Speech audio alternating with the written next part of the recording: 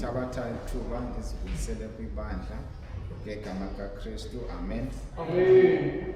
Sithabatha iBhayibhile zethu sityhile kwincwadi yokumkani kokuqala chapter 17.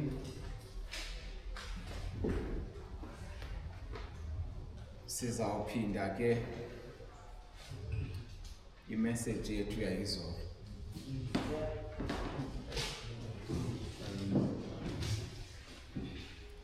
Ngelanguage yanamhlanje ke mhlawumbe besiyawuthi preaching yesterday's message without preaching yesterday's message.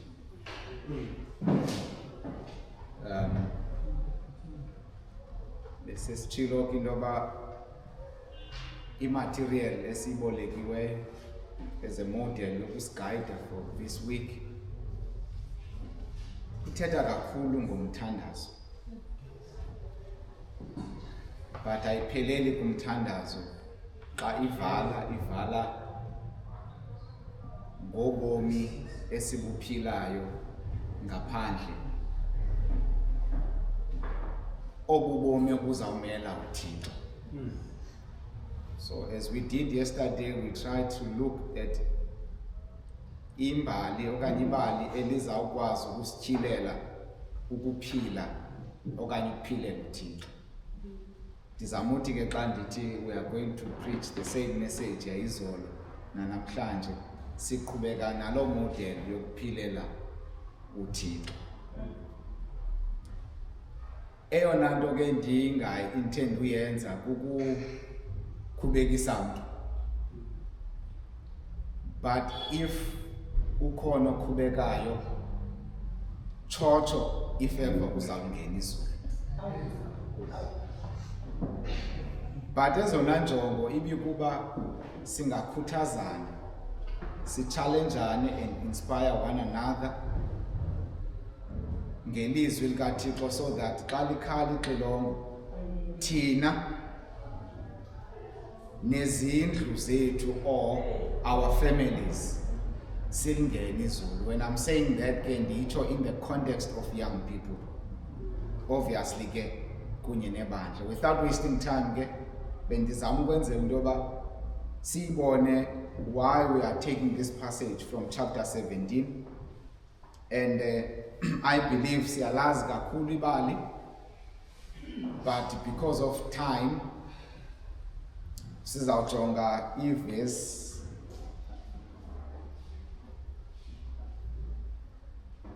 enye sifunda from verse 3. Verse 3 ke uthi, go to the east and hide by the Kerith brook, near where it enters the Jordan river. Paraphrasela ke iyagqitha ke ithi uyawusela ke kulo manzi njalo njalo. Isizathu ke sizawusibona uba sisilibele, kodwa ke I'm sure siyasazi kuzawuba kwimbalela xa uThixo uyamthatha umprofeti wakhe uzahamba ayomfihla. Now ndifuna ngokuze siyazi into yoba kukho ivesi engezantsi ezawubangela uba ndishumayele okanye ndithethe la mazwi ndizawathetha. NjengoThixo emthatha esithi hamba uzimela kwichibi leKerite, thatha umprofeti wakhe uyomfihla. Those are exciting news, by the way. Ufihlwa nguThixo. But uThixo umfihla phaya. But let's just read verse 7. But after a while the brook dried up. Meaning le ndawo uThixo ahambe wayomfihla kuyo yaske in fact lahamba ixesha nayo yoma.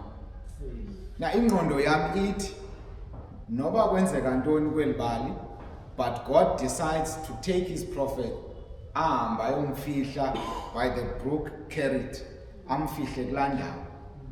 But ngoku siyayikroba kuverse 5 sifumanisa into yoba nakule ndawo azawufihla kuyo the brook will dry up. Uza koma umlambo, meaning the provision that God is going to open up will eventually dry up. So uThixo umthatha ayomfihla kwindawo ene temporal providence. Then mnamntu ke ngoku ufunda kwi-context ethi funeka siphilele uThixo.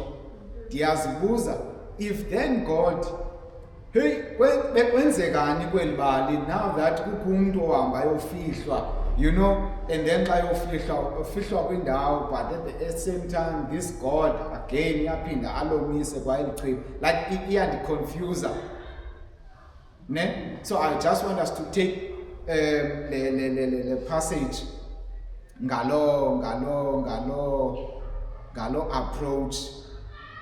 Ndiyasikwanglisha ke because ndizama uqakathi indawo ezithile because donqena uzimenshina singazungena kuzo ne.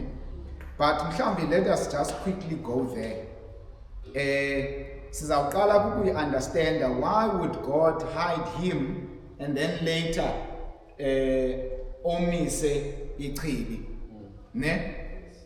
Mhlawumbi okanye manditsho ngoku, God prepared the prophet for ukoma kwechibi.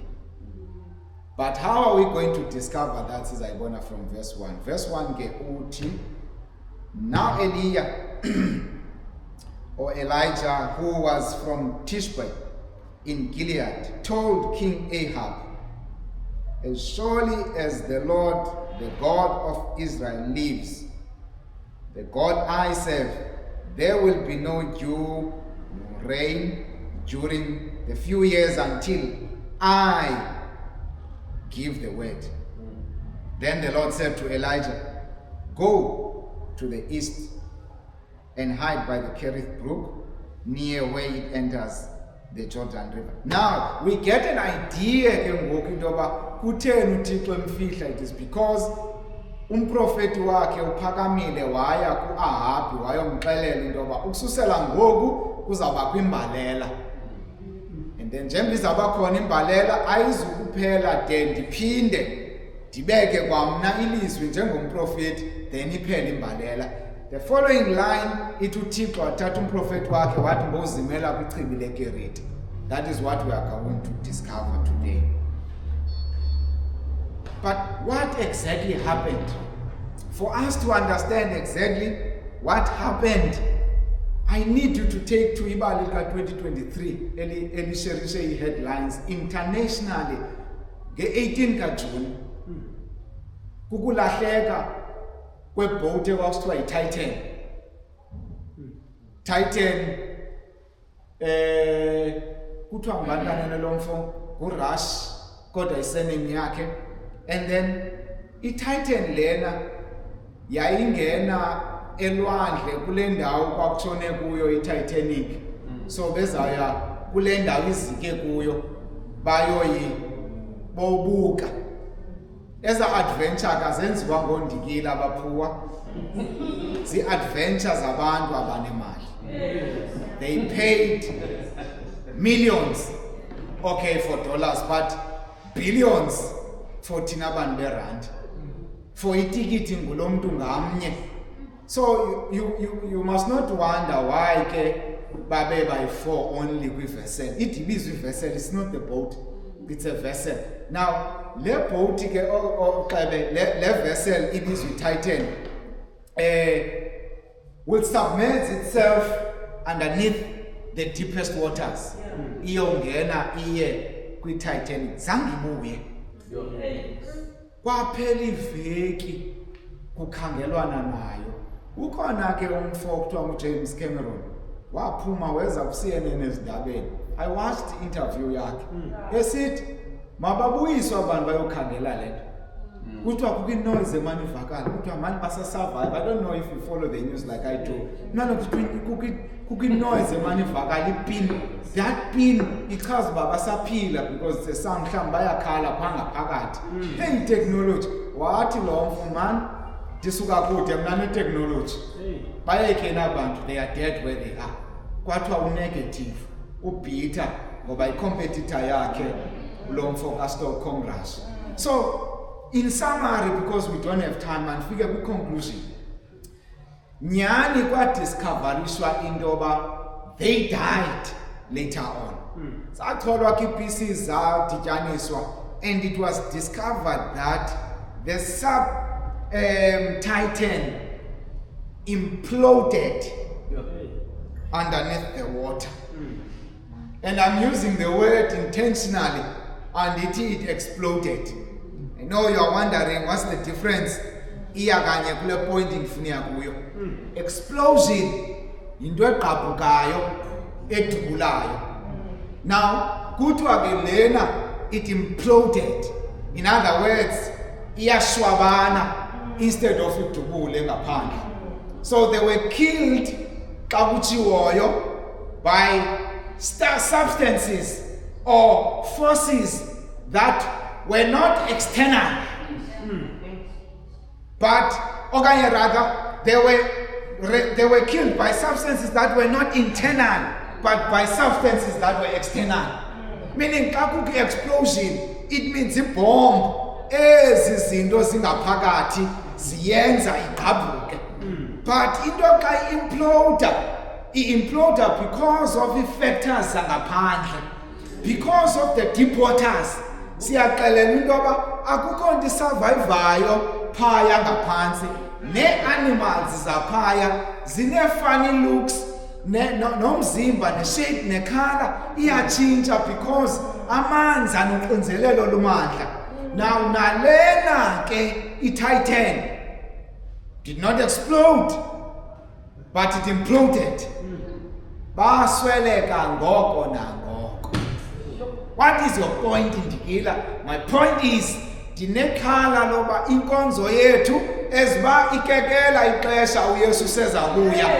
We assume that iya explode, but let me correct you. We are not going to explode as a church, but we are going to implode. Asizu explode by izinto zangaphakathi, but we are going to implode by izinto that we employ as external forces zangaphandle, but zizawusitshabalalisa ngaphakathi. This is exactly what was happening kwaSirayeli at the time. They were being crushed by sin from external factors, because we are told of a King Ahab, owayengukumkani of the time, because we are trying to understand why Elijah the prophet would visit him. It is because the king owayeyilida yesixeko sesizwe, but also who was the leader ngemicimbi yezenkonzo zalapha phakathi kwabani kwaSirayeli. Ngenxa yokuzi-associate kwakhe kwakunye nokumkani uJezebhele, uSirayeli waendapha ebangusirayeli wezono, ngoba bayeka ukunqula ngenxa ye-influence kakumkani uJezebhele. Bayeka ukunqula uThixo wenyaniso, but banqula Thixo bambi. Xa ulilandela ibali banqula uBhali. Backtrack a few moments before singene kule ndawo. Bekwenzeke njani kaloku ukumkani wakwaSirayeli aendaphe enokumkanikazi onguJezebhele? It is because back then xa ungukumkani wawungaveli utshate nje, wawubonelwa. Because xa ubonelwa unkosikazi strategically. Because sisizwe sakwaSirayeli Siyalonqena man. Masithi ungukumkani wase South Africa. Man uyayonqena iLesotho. The terms and conditions kuzafuneka undamkele ne-foundations zasekhaya. Wathi kuba uHappy i-interest yakhe was not imicimbi yokuza kwakhe nantoni, but he was looking at the bigger picture, the finances and the securities. What is nazo i-foundations? Kanti xa esiza ne-foundations akezi nazo zodwa, uza nazo kwakunye nenkolo yakhe. Xa efika eBhotwe wafika kukhonzwa uThixo woqobo, Thixo wenyani, uThixo uYehova onguThixo yedwa. Wathi uJezebheli, andikwazi uza noThixo wam kanti akazuba na space. Makanganeli nje kuba ngunodolo osekamireni, but makazongena apha etempileni. Yathi kuba laa nto uHappy ijonge ii-interests ze-benefit, yathi makeze wazoma entla uBhali. Yaba kuqala kokophuka kobudlelwana bukaSirayeli kwakunye nabani noThixo. Yayaza nindiva. But let me ask you, because ndinekhala kumendiselwano ka-2026, abantu xa behlanganisana besendiselana, ndinekhala loba they are using and employing the same strategy esasetyenziswa back then of what are the benefits of such engagements. Now, yintoni endiza kuyixhamla okukwandiselana? Ubone into yoba inkolo ayisajongelwanga ntweni, but kuhamba isecurity phambili. Bende abantu bendiselana, abantu beziovaluka imeko zakwaThixo at the expense, as long as befumana securities, as long as ikhona providence ezawuza, as long as they will be safe from wars and the strives ezikhoyo, abantu baphele besakha amakhaya kwiindawo ezingezizo. Later on in their lives, so too ke xa uBhali etshotshela, because uBhali ufuna isikhundla sakhe, yandize nazo ezinto zitshotshe entla. And my question, but then what? My problem is that no wonder ngoku kumkani exakeni nesizwe sikaSirayeli, it is because akusalawuli yena, kulawula uBhali ongengowakhe ongokaJezebheli. How I wish amakhaya angekaqali. Angathi xa ezawuqala ke siklerishe kuqala phezu kwetafile. Akungebi na. There are other benefits bigger than love ezikhoyo on the table. Akungebi na. There are securities endifuna uzisetyhora ngale nto ezizakwenza into yoba uThixo wakho okanye ubudlelwane bakho kwakunye noThixo wakho bube in jeopardy. Wathi ke ngoku uThixo, ndidiniwe kukona kukaSirayeli. I need a man who is going to stand up against the ills ezenziwa yinkokheli, the king, the top dog yakwaSirayeli. Ubani na onoyokuma against him? Kwavuka indoda, iBhayibhile ethi yaseThishba, yahamba yayoma phambi kwakhe kumkani. Yathi kumkani, andizanga kuba ndizoncuma kunye nawe. I bear the bad news. Thixo udiniwe.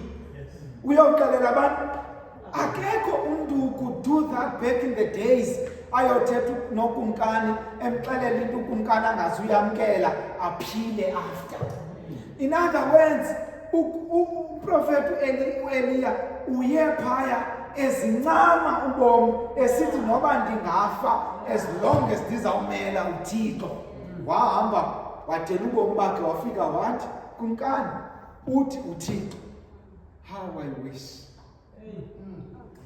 week of prayer yethu ngavuso Eliya abanesibindi sokuma phambi ko-Ahabi, irregardless of ipower ka-Ahabi, irregardless of status ka-Ahabi, but as long as kuzawuma Eliya in the church of God who are willing to stand for truth, thus says the Lord, you abanqabe.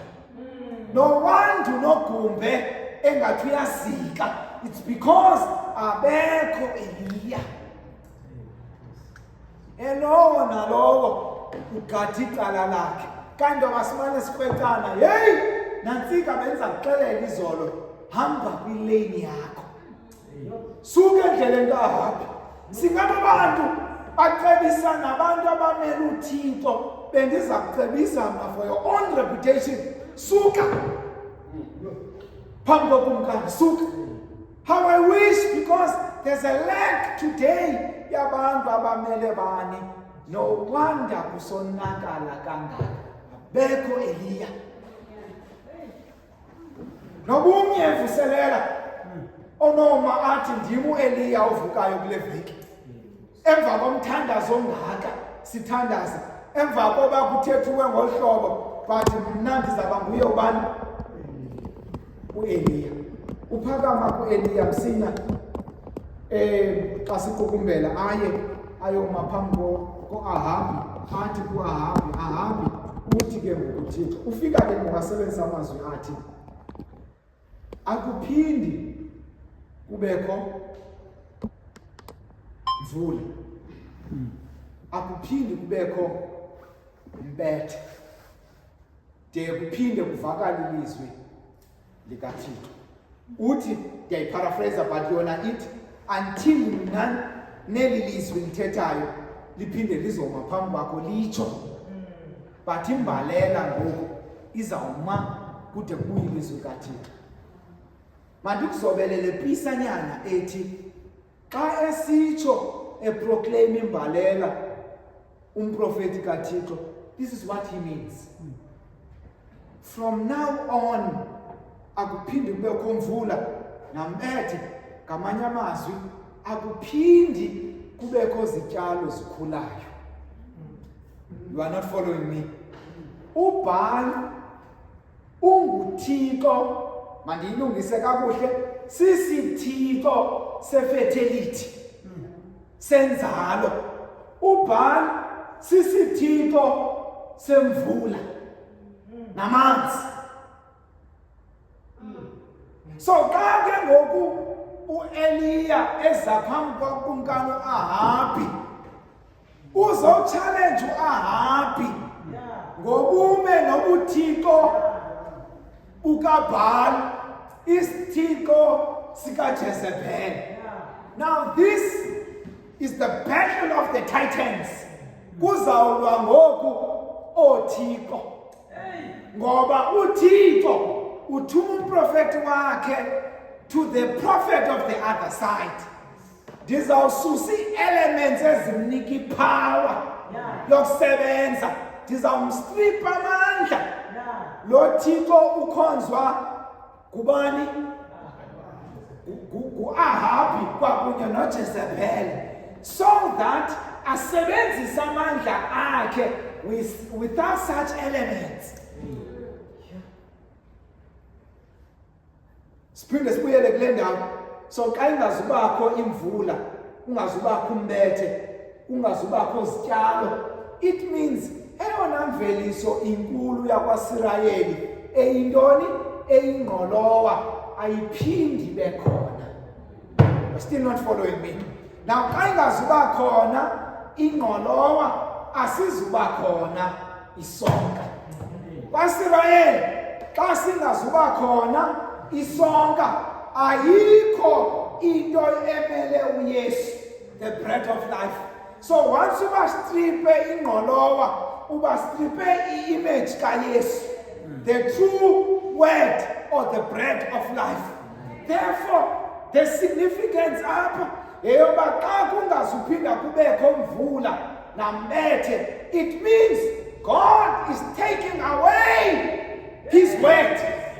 And ndiva Because my problem is this: after God has proclaimed lento ngokumkani Ahabi, uthi kabe ngomprofeti Eliya, uthi kuya ku verse 2, verse 3. Mamela ke mkhonzi uqhelile uwenza umsebenzi wami. Your next step, depart from here. Ngamanye amazwi, God is removing the bread. He's also removing the word.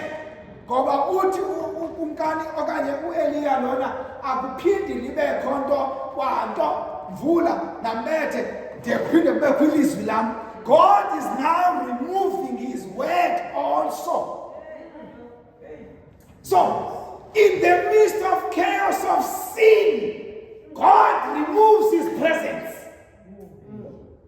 Now, ndinombuzo othi akungeni mhlambi kusonakala kangaka kwindawo esikuzo kwibandla lethu kungento ba uThixo ususe isonka, his bread, but not only that, wasusa nabaprofeti bakhe boyithethe inyani wabazimelisa.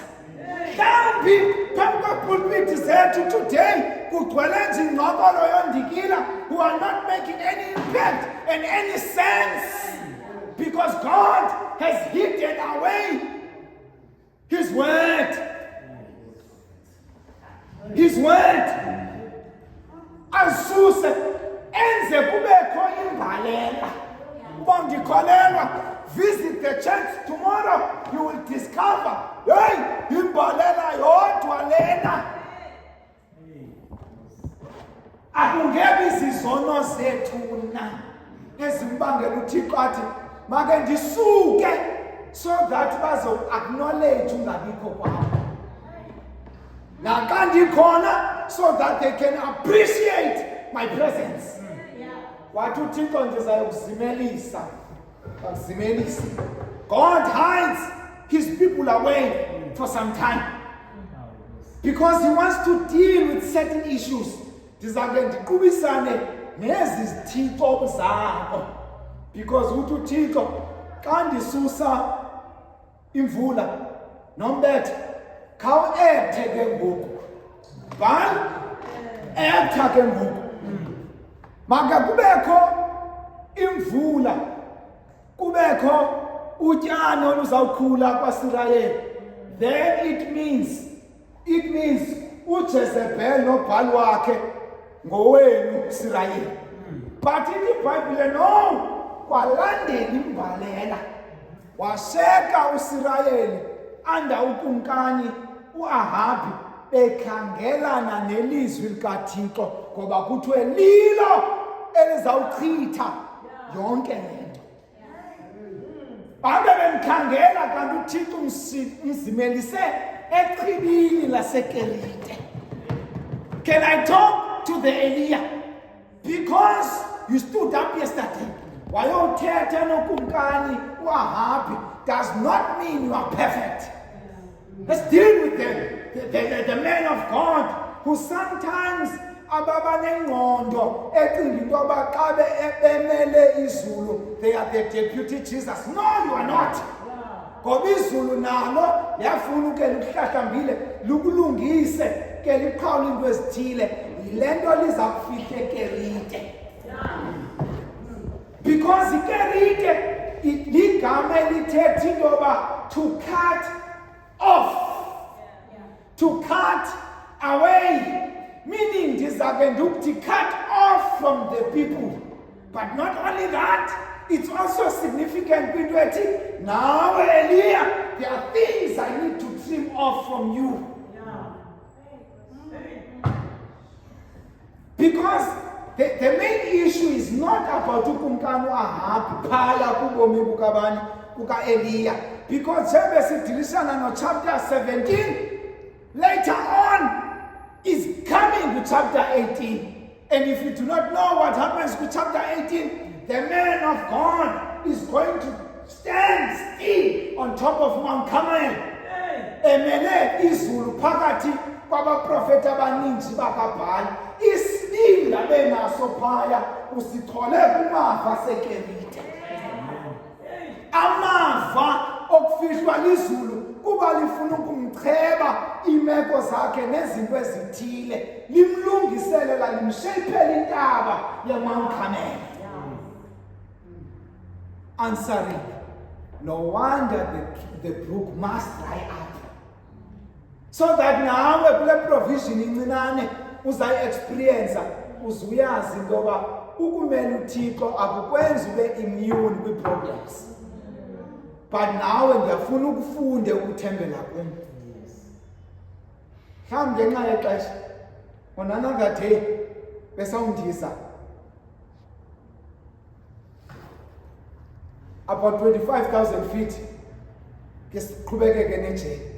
But because of time make sikreshilende kule ndawo. Sikreshilende kule ndawo.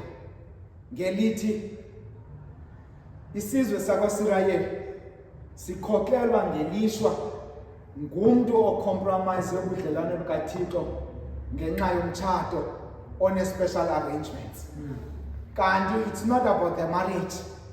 It is all about the benefits ezizana ntoni. And we have learned that iza nezinye costs kubudlelwane babantu bakaThixo noThixo lonto.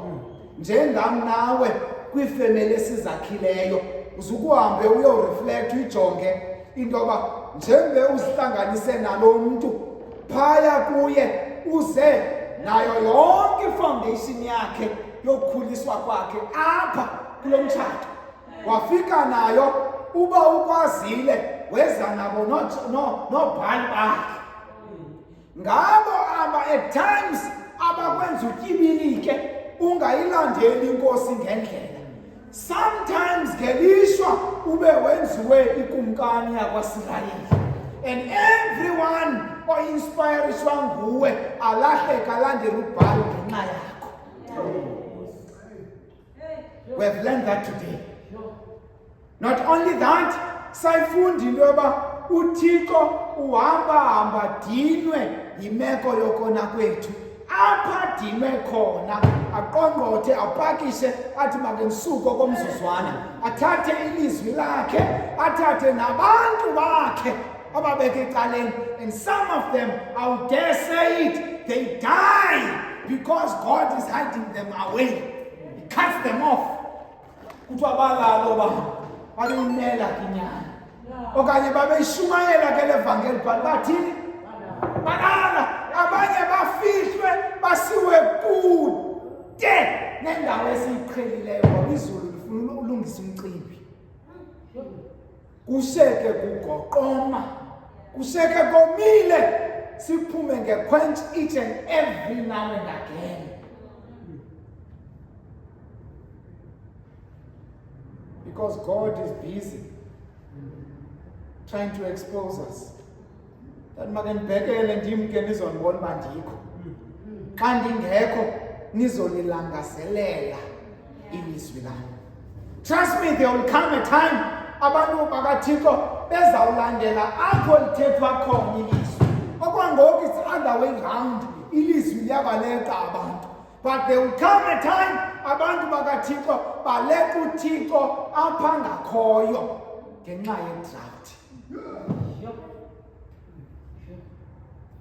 But ngoku thina balapha sithi Nkosi khawusenze oEliya kungonakali sikhona.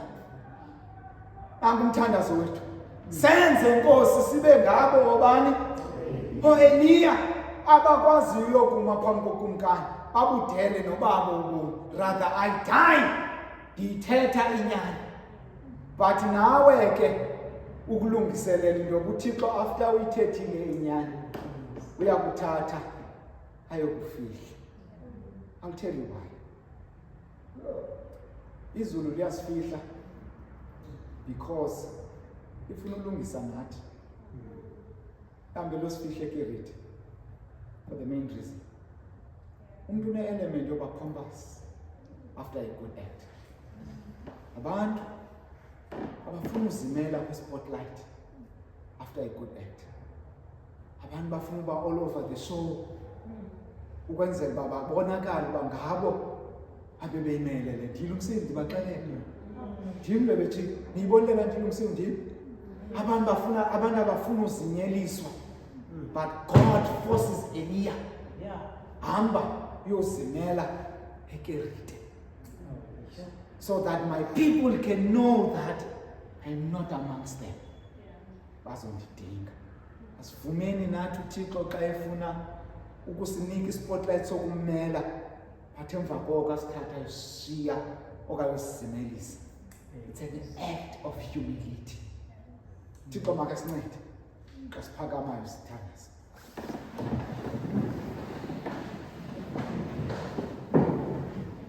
Oselungileyo. We are aware ixesha esinalo mncinci. Babhali bakho Nkosi bathi kuseba msizwana nomncinanani athi lo uzayo afike. Nkosi sibonile sivile ayilibali idinga. Ayingi kungachabalala umuntu. That is why izeka kade umsindo ngoba icengana nezimilo zethu. Ingabonke bangasinga emqubeni. Ababhali bakho bayatsho ke Nkosi into yoba liyeza lona ilixa apho kuyawucaca phakathi kobemkhonza uThixo nobengamkhonzi ngenyaniso. The time will come. Ngexilongo lokugqibela ngephanyazo. Umzuzu apho siyakuthi ke Nkosi senziwe kumila ngakumbi ngephanyazo ngesiquphe. The time will come apho sizawuqhwilelwa emafini sikukhawulela. You have promised us that. Zintanda yabonani ngoku singabantwana bakaThixo. But akukacaci into esiyakubalela. But xa athe wabonakala thina sizokufana naye. Nkosi nalo ithemba lethu lingqengqe kuloo ndawo. But lo mzuzu sisalinde that moment. Hey, sithubeleza phakathi kobunzima. Sinavigate phakathi kobumenemene bomhlaba. Sincede Nkosi siphephana ne-daggers. Not from abantu abakude, but daggers ke Nkosi zabantu abakufitshane. The cause of such are external factors. We are not exploding, we are imploding. Sincede bawo lakhali xilongo singaphoswa kuba sebukumkanini bamazulu. Kuba kuyenzeka ikhona impazamo esiyenzileyo, sincede ngoba labalo lakho siyazi njani, but ikhola amagama ethu ngokutsha ezincwadini if that is the case, so that we can make it to heaven. Yini ukusafarisha kangaka kokubo ngokukumela ngokuyithetha inyani? Yini ukubila sisoma kangaka siquqa sibuyelela endlwini yakho yesikhungo because sifuna ukuva amazwi akho? Sincede bawo, tshintsha ubomi bethu. We want to be better people. Siyabona ixesha liphelile. Don't ngendawo emane sisebezela, there is enough time because umane siboniso bani nobani. Sincede ke Nkosi siye kubajonga, but sijonge kwimbangi nomgqibelelisi wokholo lwethu. NgoKristu siyakucenga okudelele naphakathi.